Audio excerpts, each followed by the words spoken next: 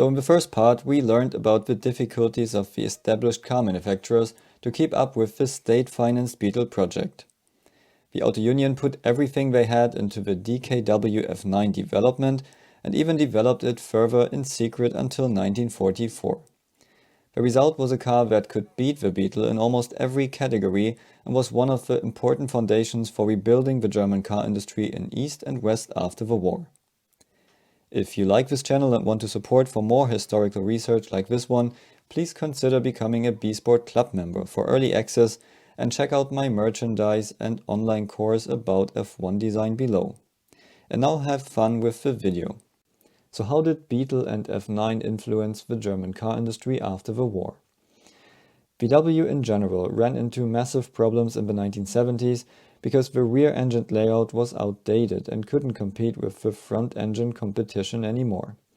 The Beetle was replaced by the new VW Golf in 1974 and Polo in 1975. The bigger Beetle-based cars like Type 3 and Type 4 were superseded by the Audi-based VW Passat. Because commercial vehicles were desperately needed for rebuilding Germany, the VW T1 was presented in 1949. VW kept producing rear-engine transporters until they were superseded by the front-engine T4 in 1990. Based on the VW design, Porsche's son Ferry created the first Porsche 356 in Gmünd, Austria, in 1948. The 911 developed the 356 design further and Porsche stick to the concept. Until today, the 911 is the only car to still carry the old Beetle design concept. In East Germany, under Russian occupation, the F9 was produced from 1950. Its successor was the Wartburg 311 and then from 1966 the 353, which was produced until the German reunion, still with a 3-cylinder 2-stroke engine. Also in East Germany, they based a commercial vehicle on the DKW concept, the Bikers, which was also produced until the German reunion with 3-cylinder 2-stroke engine. Passengers are sitting in front of the front axle here to have more cargo space, just like the T1. In West Germany, the new Auto Union produced a DKW F9 first. So a F9 body with F8 2-cylinder engine because they couldn't produce the 3-cylinder engine yet. Only in 1953 they also produced the F9 with 3 cylinders. They then also produced a commercial vehicle based on the DKW concept with engine in front and gearbox behind the axle, and 3-cylinder 2-stroke engine, the DKW Schnelllaster. But here passengers were sitting behind the front axle. The Auto Union stuck to the 2-stroke concept for too long and ran into massive problems in the 1960s. Auto Union was owned by Daimler at that time and they sent Ludwig Kraus to Ingolstadt to fix the issues. He took the proven DKW concept, put a Mercedes 4-cylinder 4-stroke engine inside and called the car Audi. The name change was necessary because the image damage for DKW was already too much. This Audi F103 was the predecessor of the first Audi AT-B1. Together with the secretly developed Audi 100 C1, which is based on the same old DKW packaging concept, Audi could recover and become a successful brand. In fact, when VW ran into problems with their rear-engine cars, they needed a new front-engine concept, and they rebranded the DKW-based Audi AT-B1 as VW Passat, which then became very popular until today. Although for generation 3, 4 and 6 onwards, they changed the Passat to the transversal-engined Golf concept. The long front overhang, which already was a problem in the 1930s and caused them to place the radiator behind the engine, is still a problem until today.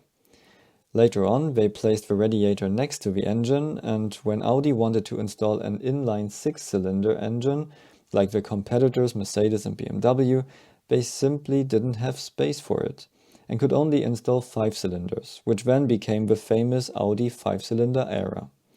And to make up for the lower power output because they had 1 cylinder less, they started turbocharging their engines, which again became the legendary Audi 5-cylinder turbo.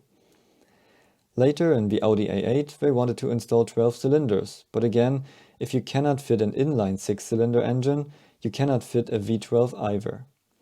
So they developed the W12 engine, which are basically two VR6 engines and is not longer than a V8.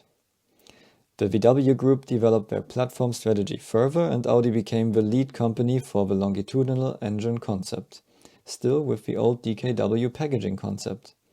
That means that if someone needs a new car with longitudinally mounted engine within the VW group, they take Audi's platform. So later we could find the old DKW concept in Bentleys, but now with the turbocharged W12 engine, and today we still have it in all Audis with longitudinally mounted front engines, and even Porsche Macan, Porsche Cayenne, Lamborghini Urus, and Bentley Bentayga. But also Seat and Skoda used it for a while. Another interesting path is when Mercedes owned Auto Union in the 1960s, they used the Schnelllaster concept to create their own van. This is what became the MB100 later on, but was introduced to the Pacific market in 1999 as Mercedes MB140 and was produced by SsangYong. A number of rebadged versions followed, and after terminating the production, SsangYong shipped the production line to China, where the production continued under a different name. And the concept also made its way to the military.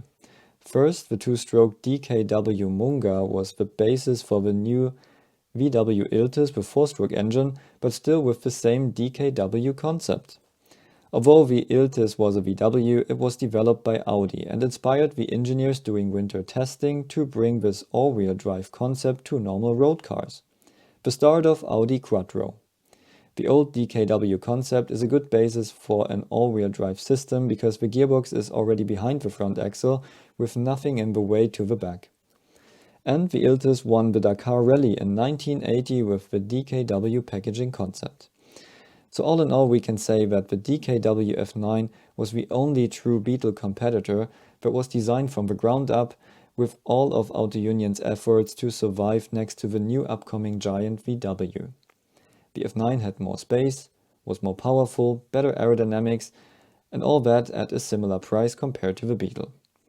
The unique drivetrain concept was a direct adaptation from the mid-engine Grand Prix race cars, which were designed in the same place. And by the way, that's also the reason why Audi drivetrains are so popular for mid-engine cars, including Koenigsegg, Gumpert, Spyker, to name a few. The concept did not just survive the war, it was thriving and helped to rebuild Germany, while being developed in different directions in East and West. It spread across the world, is used in sports cars, luxury cars, military vehicles, and commercial cars, and can still be found all over the world today. It's amazing what a packaging concept can become. And it's also amazing how Audi is still working on the same challenges like in the 1930s, like front overhang and weight distribution until today. Instead of changing the engine position, they stick to the traditional DKW F9 concept until today.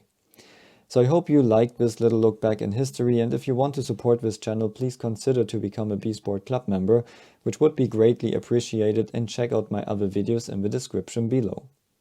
See you at the next video.